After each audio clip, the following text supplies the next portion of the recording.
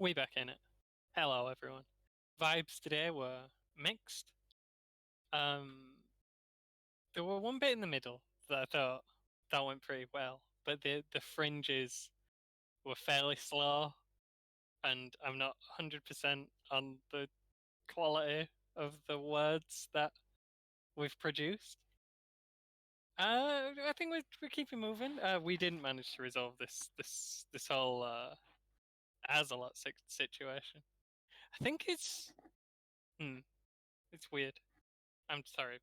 You can probably hear me messing with my microphone. My hair's stuck in it and I can't get it out. Okay. Um. We'll ignore that. We're gonna say something pointless and stupid, so let's ignore that and just start straight away. I'm gonna take a quick drink.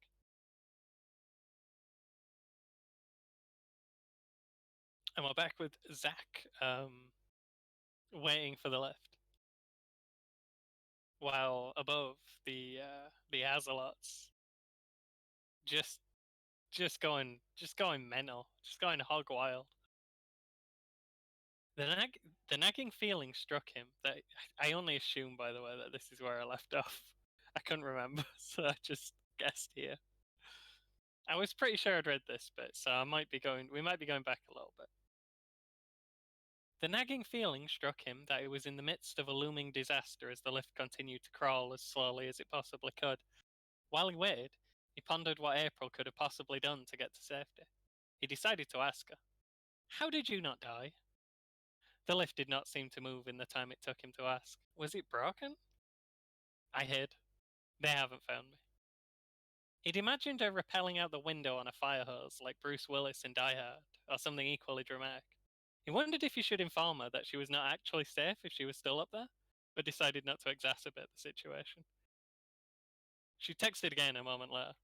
Are we underwater? Oh dear. I need you to tell me I'm not underwater. Zack felt a chill whenever she started acting like this. He knew what she'd been through back in Coldwell, but had no idea how he should act in the face of the lingering madness she'd been in the grip of ever since. April was intelligent. April was an intelligent, rational, and personable character. He genuinely enjoyed her company and valued her contribution to the team. Right now, she was completely convinced that she was in the ocean. He texted the most straightforward reply. There is no water. April did not respond. There's intentional spelling mistakes in just pointless character thing. Zach's texting very quickly and isn't using punctuation and is spelling most of the words wrong. He always spells the last word wrong because that's the one that wouldn't autocorrect if you spell it wrong. Uh, April always texts in full sentences with apostrophes and things. April did not respond. A high chime heralded the arrival of the other lift, the one Zach was not already waiting at. In an instant, enough people had piled in to occupy every inch of space. The doors closed a moment later, and the lift departed for the ground floor. Zach looked back at the LED screen that had been telling him the lift beside him was stopped on the 8th floor for what seemed like the past decade. It told him the lift was stopped at the 8th floor. Zach had been born with the absolute certainty that the world wanted him dead. He'd spent all of his days looking back over his shoulder, and so far, possibly as a direct result, it hadn't managed to do him in. What he was looking at right now, he was certain, was a carefully orchestrated trap constructed by God or fate, or whatever other form you might believe the will of the universe takes. He hadn't gone this far by being a sucker. If nothing changed, he would die waiting for this lift. He could think of only one other course of action. Way out blocked. Where are you? I'm coming back. Scene change. Weird scene change, and this is the scene I quite enjoyed writing. I was literally gonna cut a scene straight out of an older Nano and like maybe fix any very glaring mistakes. And then I realized it didn't quite work because I'd kind of in my head changed the story around um like the setting. So it didn't work anymore and it wasn't on the right. I had to rewrite the whole thing. I didn't copy a single thing. I didn't even copy the character name because it was Don Wise, which I thought I invented just as Piper's poet pseudonym. but apparently I actually had a character called that at some point. I always worry I'm accidentally plagiarizing things, so we've probably stolen every name in the entire thing. That's fine. At least I'm plagiarizing from myself. Yeah, this I wrote a whole thing from scratch. It's really nice sometimes to just. This is a flashback, by the way. It's really nice to just write something completely different with a different set of characters. Sometimes it really does. Uh, Helps with the energy, helps with the vibe. Vibe was very, very good during this section, and I think I did a good job. But let's find out. The sea was unusually rough off the coast of Caldwell. The ferry journey was more unpleasant than usual, and Olive seemed to be having a rough time of it thanks to her seasickness. As the light of the resort faded away behind them, the sea became as black as the sky until the boat was drifting unsteadily in featureless void. Unusually low moon tonight, Olive noted calmly, despite her struggle. Olive was an emergency last minute name change. I couldn't think of any other. I didn't want like. Oh, oh, what did I do? Okay, that's fine. I couldn't think of any other. I wanted like a slightly odd name. Uh, Not odd, but uncommon. I am fully aware that Olive is Popeye's girlfriend. Hopefully, it's actually a real name as well. I'm actually not sure. Anyway, unusually low moon tonight, Olive noted calmly, despite her struggle. The moon was indeed huge. It was the only light in the world, save the ones on the boat. April didn't much care for small talk, though. Olive was clearly distracted. Something wrong? April asked gently. Olive had to think. I'm sorry. It wouldn't make any sense to you. I've been keeping an open mind recently, April told her, slightly offended. No, it's not that. I don't really understand it either. It's like a wandering thought, or maybe a feeling. It's like deja vu for something that never happened. It's been getting worse. April was completely taken aback by that. She did indeed not understand. You were right, she laughed, but it felt wrong. I don't get it. Olive fell silent. She was still struggling with something, and April realized that as a friend, she was hopelessly unprepared to deal with it. The churning of the boat through the water grew even more uncomfortable as the ship hit a few bad waves in a row. The seats were less than pleasant at the best of times. This would be a long trip. The silence was growing uncomfortable. April tried a different approach. Listen, don't worry about it, she joked. I'll always be the crazy one here. That worked a little better. Olive tried hard to suppress a smile, looking up from whatever misery had gripped her for a second. She moved to speak, but words didn't come out when she opened her mouth. This was not too unusual. Olive, April had grown to realize, spent a lot of time in her own head. You only ever had half her attention, the other half being stuck in some kind of daydream. I'll bet we've not far to go now, April spoke instead, trying to keep the conversation alive in the face of yet more turbulence. Olive still looked deathly ill. I hope so, she agreed courteously. Her face was turning sour again, either the sickness or the bad thoughts taking over. When she spoke again, her tone was far more melancholy. I keep thinking about the ocean, she explained herself, seeming guilty. What about it? April asked warily. All of it. Its weight, its anger. Keep thinking about all the ancients who first discovered swimming and floating, the pioneers who first took to the ocean and never returned. I think of all the soldiers who went down in the war with no hope of rescue, the survivors whose life rafts strayed out to sea or hit a bad storm, the doomed occupants. I wonder who we are to go in luxury where so many have died. April had nothing. We need to get you to bed, Olive. She continued, heedless. I'm going to ask you a question and I need you to give me the first answer that comes to mind. Don't think about it first, okay? She was deadly, frighteningly serious. April found the request somewhat threatening, but didn't want to disappoint her friend. I'll try. Olive took a deep breath, like the thing was weighing on her. She asked, Do you remember drowning? Without thinking, April said, Yes. The dream was dispelled by a sharp nudge to the ribs from a pair of steel-toed boots. April was still behind a desk at the Cooper Booth building, sitting on the floor and panicking as the sound of frenzied predators hunting helpless. There's too many big words. There's too many multi-syllable words in a row there. Frenzied predators hunting helpless prey continued in the background.